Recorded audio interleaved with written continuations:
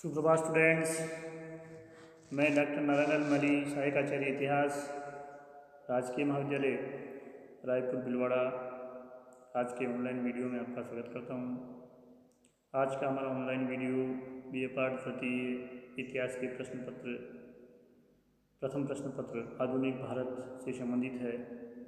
हमारा पिछला वीडियो आंग्ल मराठा संघर्ष के ऊपर था और आज का दूसरा वीडियो भी इसका दूसरा पार्ट है। इसमें हम आंग्ल मराठा संघर्ष में द्वितीय आंग्ल मराठा युद्ध और तृतीय आंग्ल मराठा युद्ध के बारे में जानकारी प्राप्त करेंगे। जैसे कि हमने पिछले वीडियो में देखा, प्रथम आंग्ल मराठा युद्ध 1775 से 82 ईस्वी के मध्य चला। उस समय अंग्रेजी गवर्नर जनरल वारेन हेस्टिंग्स था और पेशवा माधवराव द्वितीय था, माधवराव नारायण द्वितीय था और सालबाई की संधि से इसका अंत हुआ था। द्वितीय आंग्ल मराठा युद्ध 1803 से 1805 ईस्वी के मध्य चला।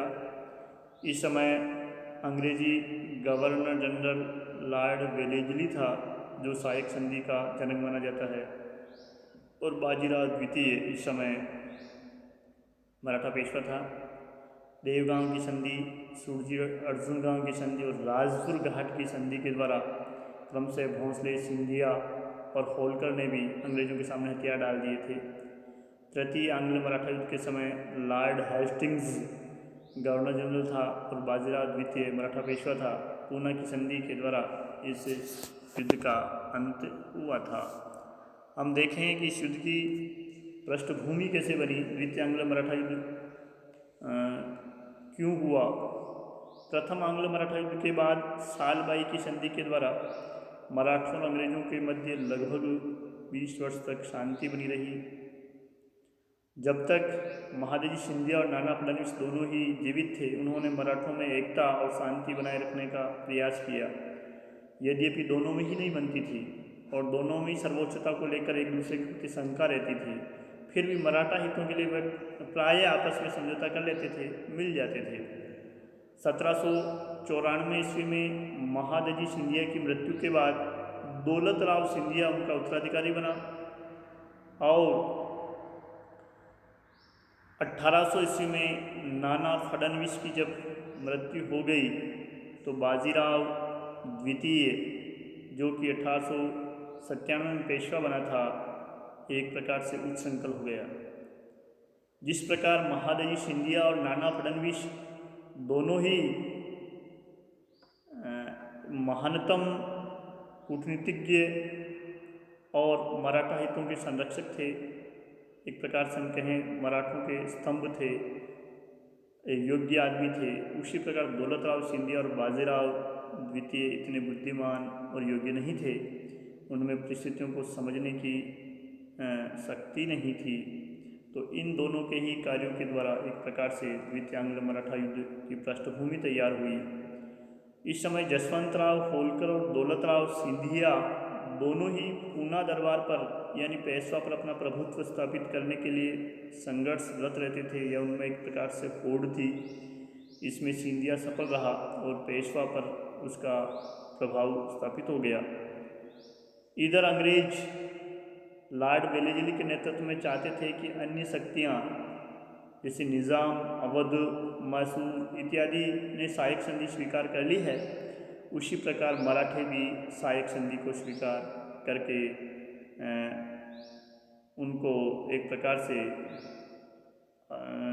अंग्रेजों को श्रेष्ठ मान ले, और वे अवसर की प्रतीक्षा में थे कि किस प्रकार उनको अवसर प्राप्त हो। इस समय पेशवा, जो कि पूना से अपना शासन संचालन करता था, और 4 प्रमुख मराठा सरदार सिंधिया ग्वालियर से, गायकवाड़ बड़ौदा से, होलकर इंदौर से और भोंसले नागपुर से शासन करते थे। पेशवा पर सिंधिया का प्रभुत्व स्थापित होने के कारण होलकर का प्रायः पेशवा से संघर्ष होता रहता था। यानी पेशवा, जो कि इन 4 मराठा सरदारों का मुखिया था, हेड था, इस समय लगभग इनके समान ही हो गया। उसकी बात कोई भी मराठा सरदार नहीं सुनता था।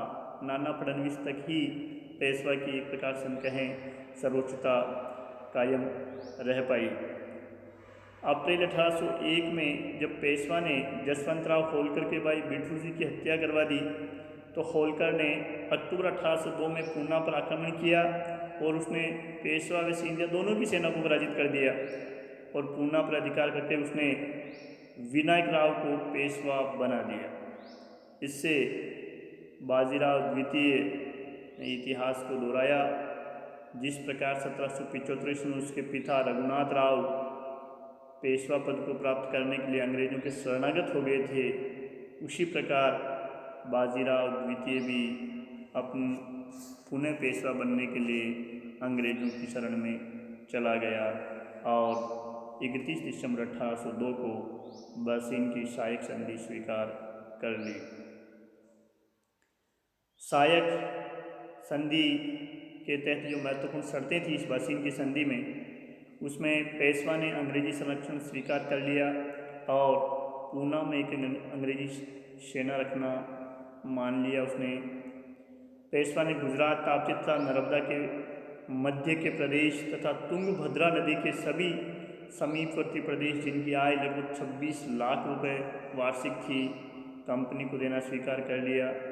सूरत का नगर कंपनी को देना स्वीकार किया। पेशवा ने निज़ाम से चौथ वसूल करने का अधिकार छोड़ दिया तथा गायकवाड़ के विरुद्ध युद्ध नहीं करने का वचन दिया। पेशवा ने निज़ाम और गायकवाड़ के बीच झगड़े में कंपनी को मध्यस्थ के रूप में भी स्वीकार कर लिया।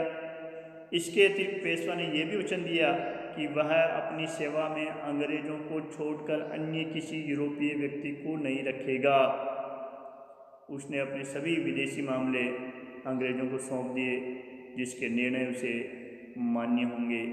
इस प्रकार इस संधि के द्वारा पेशवा की स्वतंत्रता लगभग समाप्त हो गई और बदले में अंग्रेजों ने बाजीराव द्वितीय को पुनः पेशवा बनाने का वचन दिया। इस संधि के द्वारा अंग्रेजों का राजनीतिक प्रभुत्व पूना में स्थापित हो गया। मराठा संघ के प्रमुख के सहायक संधि स्वीकार कर लेने से उसके अधीनस्थ जो नेता थे, सिंधिया, भोंसले, होलकर, गायकवाड़ इत्यादि की शक्ति कमज़ोर हुई। बसिन की संधि पर टिप्पणी करते हुए इतिहासकार सरदेसाई ने लिखा कि बसिन की संधि ने शिवाजी द्वारा स्थापित मराठों की स्वतंत्रता का अंत कर दिया। वो मराठे जिन्होंने 1789 में संभाजी की हत्या के बाद लगभग 2 दशक तक मुगलों से संघर्ष किया और किसी भी प्रकार औरंगजेब के अधीन दुर्दश मुगल शक्ति की अधीनता स्वीकार नहीं की, अपना सब कुछ खो करके भी दक्षिण का सर्वनाश होने के बाद भी मराठे मुगलों के अधीनस्थ नहीं हुए। उन्हीं मराठों का पेशवा अंग्रेजों का शरणागत होकर के अपनी स्वतंत्रता को खो बैठा। बस इनकी संधि मराठों के लिए एक प्रकार से राष्ट्रीय अपमान था। जो प्रमुख मराठा सरदार थे, सिंधिया व गायकवाड़, उन्होंने इसे स्वीकार नहीं किया। भोंसले इस दौरान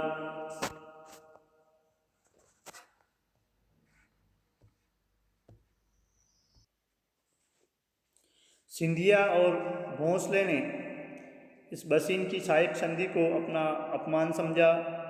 उन्होंने एक संयुक्त मोर्चा बना करके अंग्रेज़ों को ललकारा। गायकवाड़ इस द्वितीय आंग्ल मराठा युद्ध में तटस्थ रहा और होलकर ने सिंधिया का साथ इस समय भी देना उचित नहीं समझा। वो अलग थलग रहा, उसने अकेले ही अंग्रेज़ों से युद्ध किया। इस गंभीर राष्ट्रीय संकट में भी मराठे एक नहीं हो सके, ये बड़ी विडंबना थी। सितंबर 1803 में आर्थर वेलेजली ने असाई के युद्ध में सिंधिया और भोंसले की सम्मिलित सेनाओं को परास्त कर दिया। असीरगढ़ और बुरहानपुर पर कब्जा करने के पश्चात 29 नवंबर को अरगांव के युद्ध में भोंसले अंग्रेजों से पूर्णतया पराजित हुआ और 17 दिसंबर 1803 को अंग्रेज़ों से देवगांव की संधि करके सहायक संधि स्वीकार कर ली। भोंसले ने अपने यहाँ एक अंग्रेजी रेजिडेंट रखना भी स्वीकार कर लिया। कटक और वर्धा नदी के पश्चिमी भाग अंग्रेज़ों को दे दिए। अंग्रेज़ों की अनुमति के बिना उसने किसी भी यूरोपीय व्यक्ति को अपनी सेवा में नहीं रखना भी स्वीकार कर लिया। अपने पारस्परिक झगड़ों में उसने अंग्रेज़ों को एक ईमानदार मध्यस्थ मानना भी स्वीकार कर लिया। सिंधिया इस समय भी युद्ध कर रहा था दिल्ली में और अलवर के पास लसवाड़ी में। जब सिंधिया की सेना अंग्रेज़ों से बुरी तरह पराजित हो गई तो उसे भी 30 दिसंबर 1803 को सुरजी अर्जुन गांव की संधि के द्वारा सहायक संधि स्वीकार करनी पड़ी।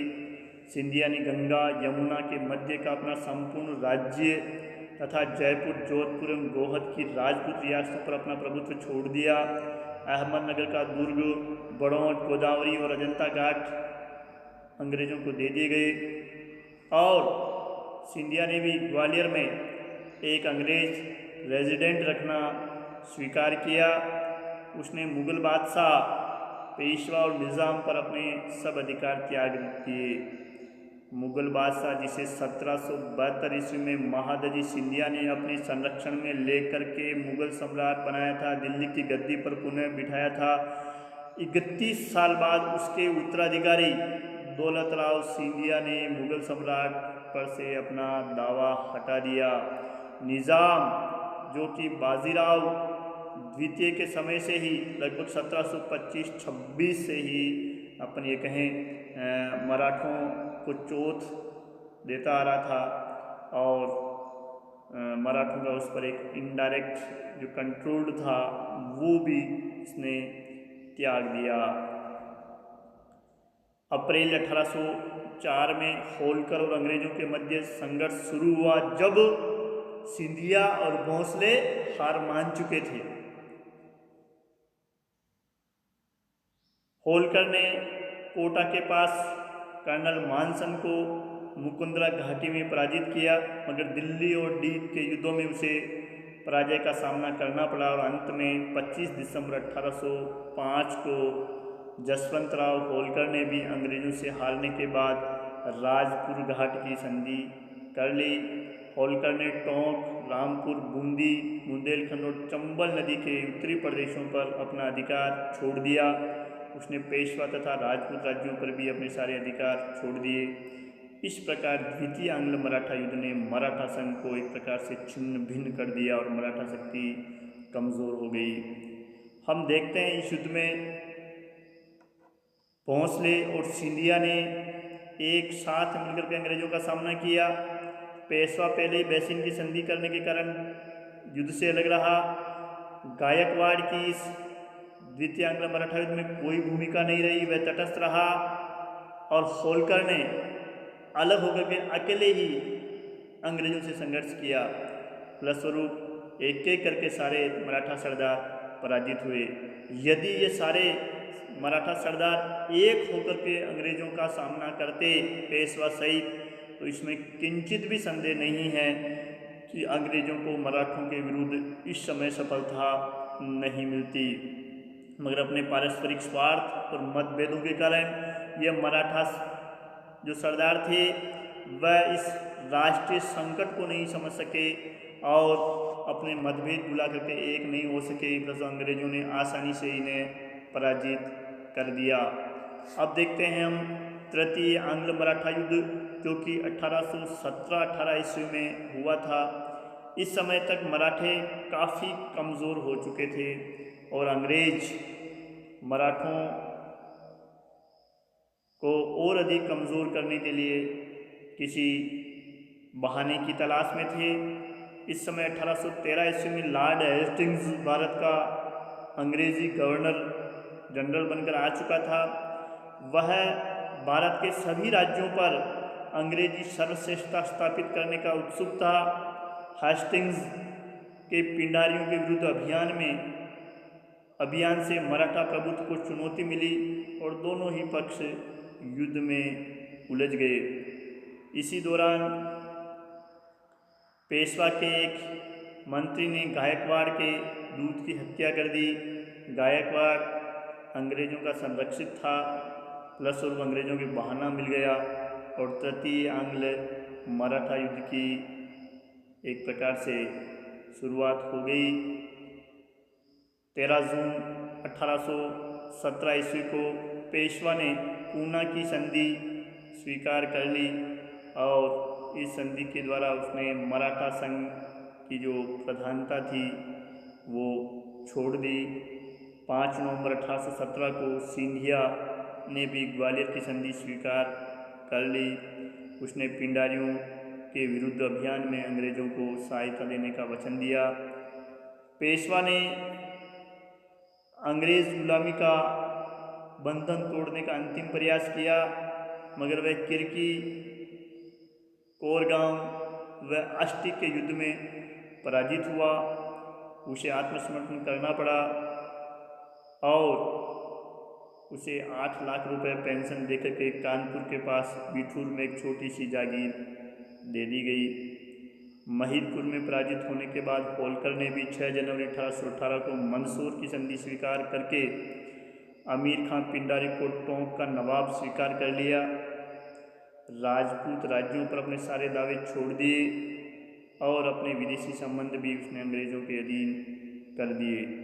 इस प्रकार तृतीय आंग्ल मराठा युद्ध से पेशवा पद ही समाप्त हो गया और पेशवा एक प्रकार से अंग्रेजों का पेंशनर बन करके रह गया। इस